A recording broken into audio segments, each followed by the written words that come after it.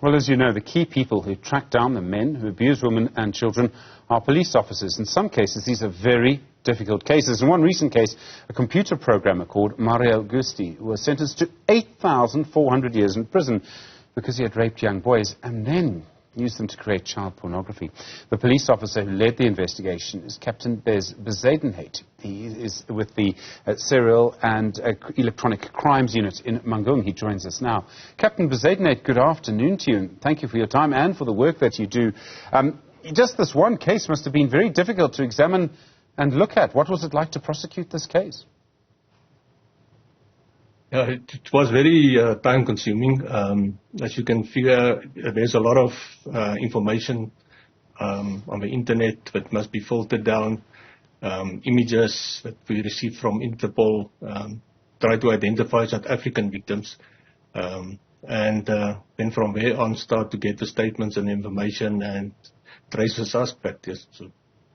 And analysing the evidence, Captain, I mean, you would have to look at the pictures. That must be very disturbing.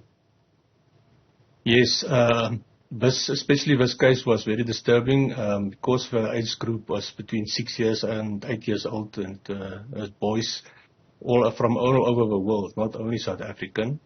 And some of the images is very disturbing. It's very disturbed people out there. So. It's also very detailed work, so you can't just look at the image. You have to prove where the image was created. You have to imagine geolocate it. You have to show where it was created. You have to try and identify, I presume, the victim. You then have to show, which device created the image, where it went from there. I mean, that must take forever.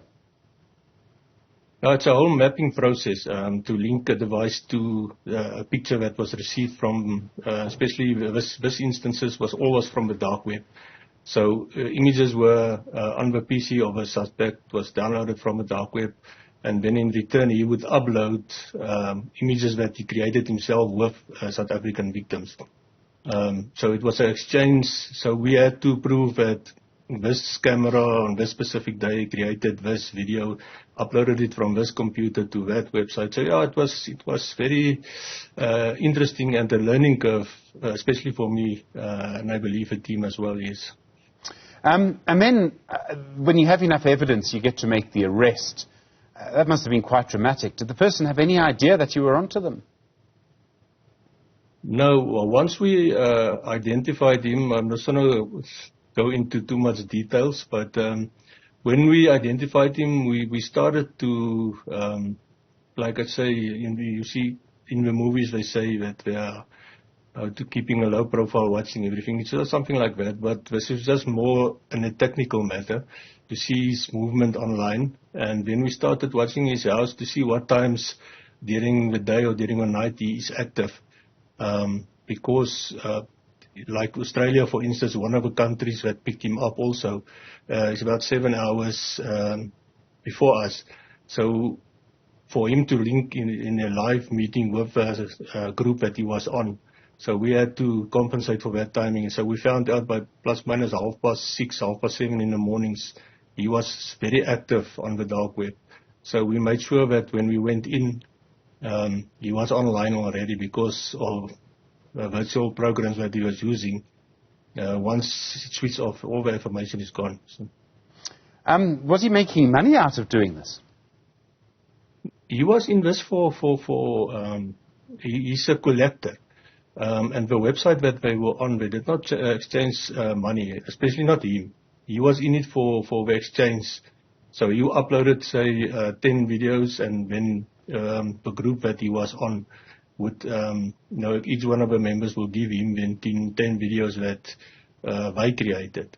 But there was also a way that you can say what kind of video do you want. Do you mutilation, whatever. Sure. So like I say, it was very graphic, and that's why the persons involved in this is a scary bunch of people how the minds work. So. Are there other cases like this? I mean, is it possible to know how much of this activity there is on the dark web? I can give your viewers an idea.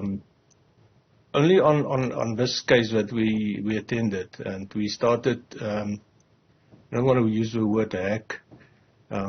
We viewed his emails and his communication with the persons on the dark web and so on. So we were only on one site that he was active on. We managed to identify plus minus 120 websites that is still active. So yes, the information is still coming daily. And like I also now currently in the news is that we already start making arrest on plus minus 27 people that have already been identified in South Africa. So. Sure, Captain Bezuidenhout, it's really important work you do.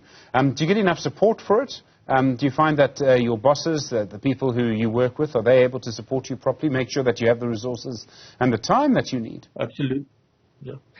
You know, over 16 days of activism that's now currently ongoing, it's actually funny, or not funny, it's more than a coincidence, but myself and Captain van der Merwe, my colleague in Belkom, are the only real two males on this team. The rest, my general is a female, General Modise. My brigadier is a female, Brigadier Els. So, yeah, I think when some blind justice also played a part in this, during this, specifically to get the kind of message out to the people outside there and so on. We are here for you, and we are here not because it's fun to look at all this gruesome pictures and so on, but we are here to help, and the only way we can assist and help is if somebody comes forward and tell us and give us this information to work on. So. Captain, thank you for your time. Thank you for the work that you do, and strength to you and your family and the people that you work with. Thank you. Captain Bezuidenhout from the Free State Provincial Electronic Crime Unit.